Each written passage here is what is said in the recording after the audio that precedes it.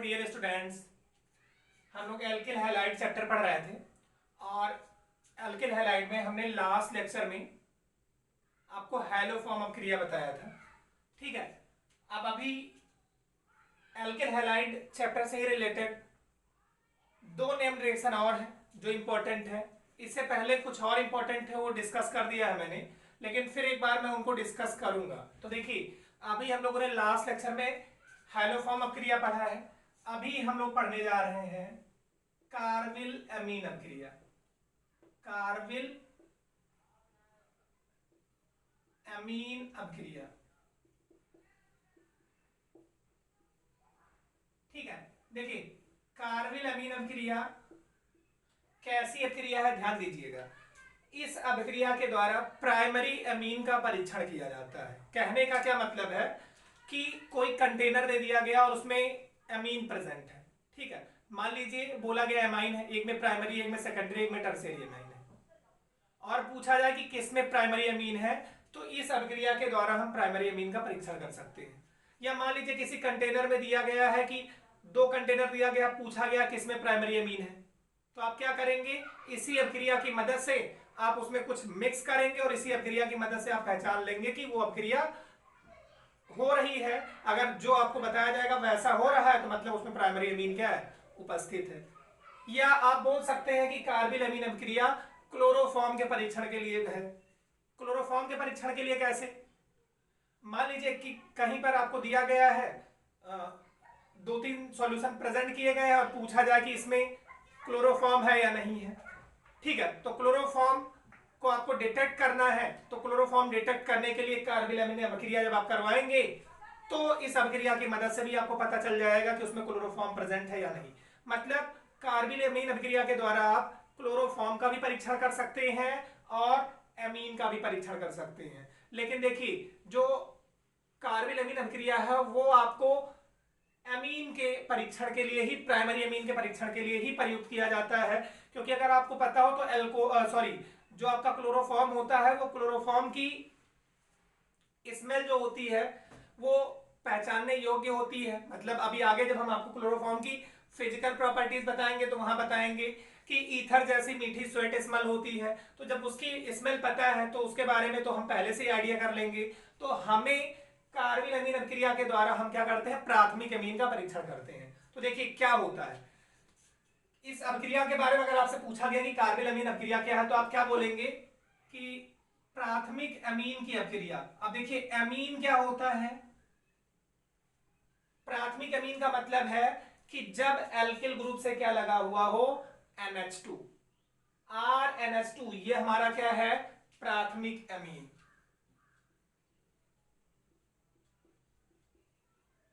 प्राथमिक अमीन, अब ये बात आप ध्यान दीजिएगा, यहां R के जगह पे CH3 भी कर सकते हैं, C2H5 भी कर सकते हैं, मतलब RNH2 है, तो ये अपना हो गया प्राथमिक अमीन। प्राथमिक अमीन की अभिक्रिया हमको करवानी है। ठीक है, प्राथमिक अमीन की अभिक्रिया हमको करवानी है क्षार के साथ, और वो क्षार आपका हो सकता है पोटेशियम हाइड्रोक्साइड हो सकता है, ठीक है, सोडियम हाइड्रोक्साइड हो सकता है। ठीक है, ठीक, मतलब आपको क्या बोला गया, आपको बोला गया कि प्राथमिक अमीन की अभिक्रिया हमें किसके साथ करवानी है, क्षार के साथ करवानी है। ठीक है, प्राथमिक अमीन की अभिक्रिया क्षार के साथ करवानी है, ये आपको ध्यान रखना है। प्राथमिक अमीन की अभिक्रिया क्षार के साथ करवानी है और किसके साथ करवानी है, क्लोरोफॉर्म के साथ। देखिए ये आपको ध्यान देना है क्योंकि ये अभी जो मैं डिस्कस कर रहा हूं ये क्लोरोफॉर्म के केमिकल प्रॉपर्टीज में ही आएगा। तो आप ध्यान दीजिए क्या बोला गया कि जब प्राथमिक अमीन की अभिक्रिया क्लोरोफॉर्म से क्षार की उपस्थिति में कराई जाती है, ध्यान दीजिएगा, जब प्राथमिक अमीन की अभिक्रिया क्लोरोफॉर्म से क्षार की उपस्थिति में कराई जाती है तो एल्किल आइसोसाइनाइड बनता है। एल्किल आइसोसाइनाइड का मतलब है क्या बनता है, RNC। RCN होता तो साइनाइड, एल्किल साइनाइड, लेकिन यहां RNC मतलब एल्किल आइसोसाइनाइड बनता है, जिसकी स्मेल क्या होती है, बहुत बदबूदार होती है, बैड स्मेल होता है ये, ठीक है, एक गंध युक्त यौगिक बनता है। ठीक, तुरंत हमको पता चल जाता है कि उस अभिक्रिया में क्या प्रेजेंट है, आपका प्राथमिक अमीन है। ठीक है, मतलब आपको देखिए पहले स्टेटमेंट याद करिए, फिर उसके बाद अभी मैं इसको तो बैलेंस करके आपको बता ही दूंगा। मतलब क्या है कि जब प्राथमिक अमीन की अभिक्रिया क्लोरोफॉर्म से पोटेशियम हाइड्रोक्साइड की उपस्थिति में कराई जाती है तो एल्किल आइसोसाइनाइड बनता है। ठीक है, जिसकी स्मेल बहुत बदबूदार होती है, जिसकी स्मेल क्या होती है, बहुत बदबूदार होती है। इस अभिक्रिया को कार्बिल अमीन अभिक्रिया कहते हैं। ठीक है, तो आपको ये थोड़ा सा ध्यान देना है। देखिए अब इसको हम बैलेंस आपको करा दे रहे हैं। ठीक है, क्या क्या बनेगा थोड़ा ध्यान दीजिए। तो देखिए RNH2 RNC और बना देंगे KCl and H2O।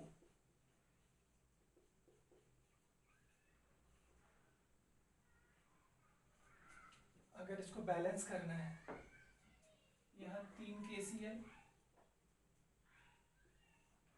Hydrogen balance करने काम हो जाएगा। 2 3 5 और एक 3, ऑक्सीजन 3 है, 3 बैलेंस है। ठीक है, नाइट्रोजन 1, हाइड्रोजन पोटेशियम बैलेंस, सारी चीजें बैलेंस। तो देखिए आपको ये ध्यान देना है। देखिए ये रिएक्शन वैसे हम आपको बताएं, ऑर्गेनिक केमिस्ट्री में रिएक्शन को बैलेंस करने की कोई जरूरत नहीं होती। आप मेजर प्रोडक्ट भी लिख देंगे, आगे KCl और H2O लिख दिए, यहाँ पर KOH CHCl3 और RNH2 लिख रखे हैं, गुणा भाग नहीं कर रखे हैं, मतलब इनका मल्टीप्लीकेशन नहीं है, कोफिशिएंट्स इनके आगे क्या है क्या नहीं, तो भी आपका वो रिएक्शन पूरा सही माना जाता है। तो देखिए क्या बोला गया, बस एक बात ध्यान देना है कि जो पोटेशियम हाइड्रोक्साइड होता है वो कैसा होता है, अल्कोहलिक। तो स्टेटमेंट देखिए, स्टेटमेंट क्या है कि जब हम प्राथमिक अमीन की अभिक्रिया, देखिए आपको लिखा हुआ भी मैं प्रोवाइड करूंगा, जब मैं लिख के दिखा दे रहा हूं आपको, जब प्राथमिक अमीन की अभिक्रिया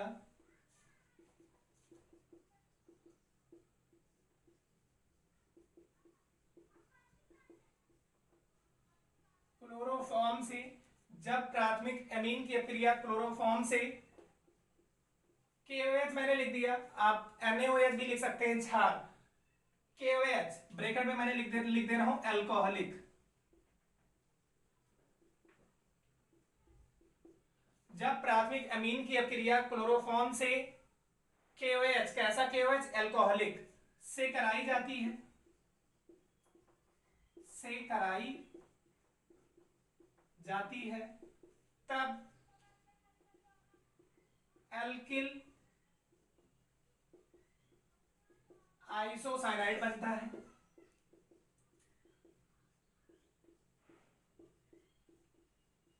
एल्किल आइसोसाइनाइड बनता है। इस अभिक्रिया को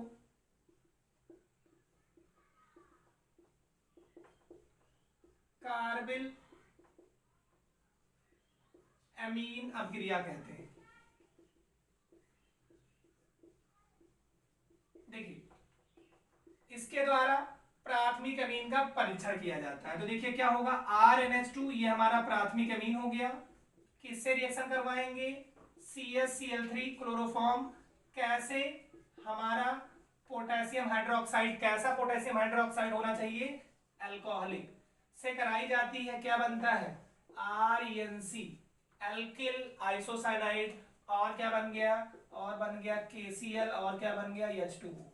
ठीक है, यहाँ 3 3 से गुणा कर दिया मैंने, शायद अब सारी चीजें क्या है, बैलेंस है। ठीक है, अभी मैंने थोड़ी देर पहले बैलेंस किया था। तो क्या याद रखना है कि प्राथमिक अमीन की अभिक्रिया क्लोरोफॉर्म से, किससे, क्लोरोफॉर्म से अल्कोहलिक क्षार की उपस्थिति में कराने पर एल्किल आइसोसाइनाइड बनता है, एल्किल आइसोसाइनाइड बनता है।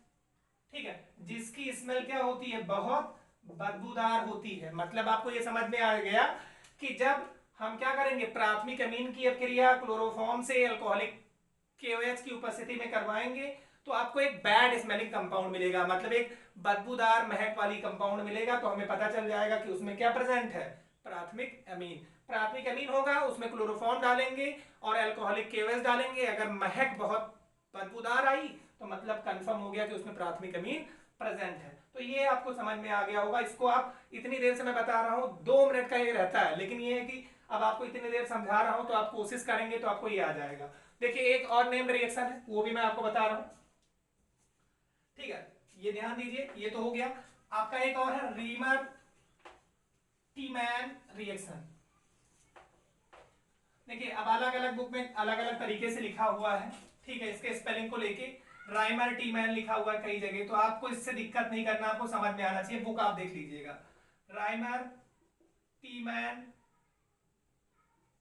टीमैन मैंने टीमैन ही लिख दिया, राइमर टीमैन अभिक्रिया,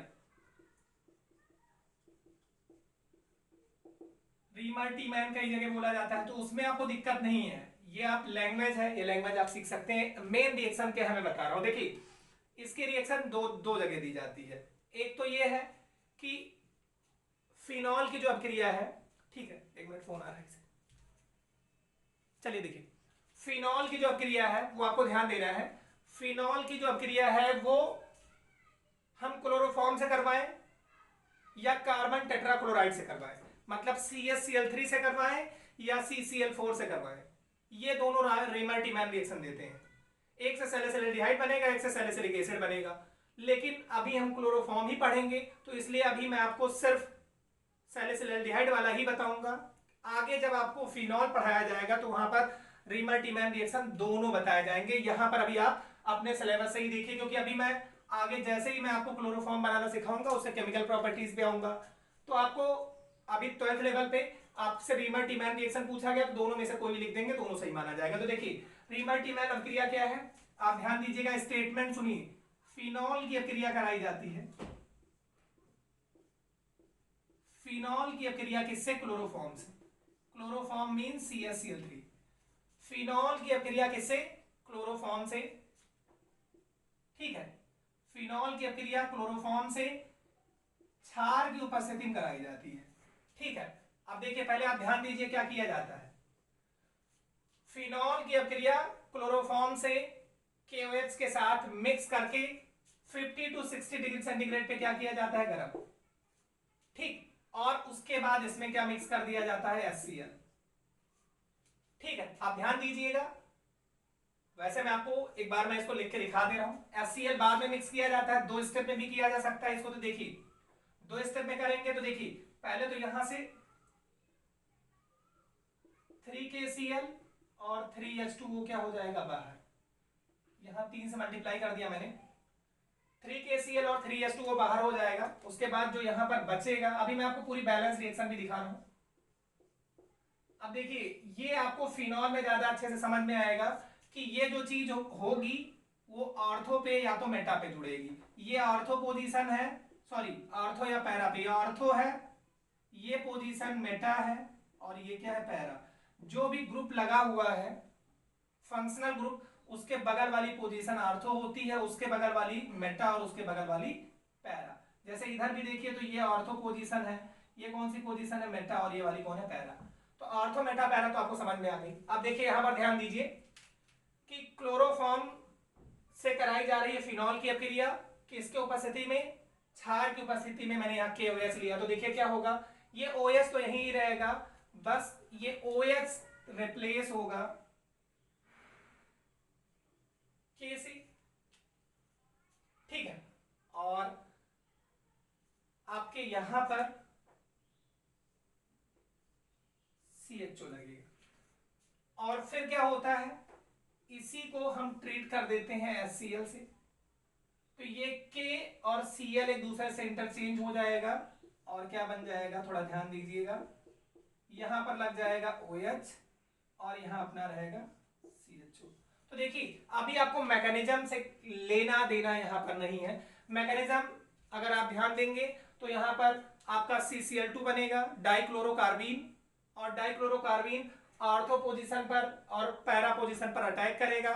उसके बाद आप हाइड्रोलिसिस करेंगे, ठीक है। तो वो सारी चीजें जिनको अगर थोड़ी बहुत समझ में आ रही होगी, जो कभी मैकेनिज्म पढ़े होंगे, तो उनको दिक्कत ना रहे कि ऐसा नहीं है कि बताया नहीं जा रहा, लेकिन वो सारी चीजें आपको अभी नहीं समझनी है। ऑफलाइन क्लास जब होगी तो वहां पर ये सारी चीजें मैकेनिज्म की मदद से बता दी जाएंगी। यहाँ अभी आप आधे ज्यादा अगर याद करके रखे हुए होंगे तो हमें आगे बढ़ाने में बहुत आसानी होगी। देखिए क्या है, थोड़ा ध्यान दीजिए। देखिए फिनॉल की अपक्रिया किससे कराई गई? फिनॉल की अपक्रिया, ये अपना क्या है, फिनॉल। फिनॉल की अपक्रिया क्लोरोफॉर्म से, ठीक है, क्षार की उपस्थिति में। फिनॉल की अपक्रिया क्लोरोफॉर्म से क्षार की उपस्थिति में 50 से 60 डिग्री सेंटीग्रेड पर गर्म करके उसमें हाइड्रोक्लोरिक एसिड मिलाने पर सैलिसिलिक एसिड बनता है। क्या बनता है? Salicylic acid. मतलब आपको ध्यान देना है कि OH तो रहेगा ही रहेगा, ऑर्थो पोजीशन पर हमें CHO ग्रुप लगा देना है, ठीक है। और प्लस अपना बनेगा KCl, और क्या बनेगा, और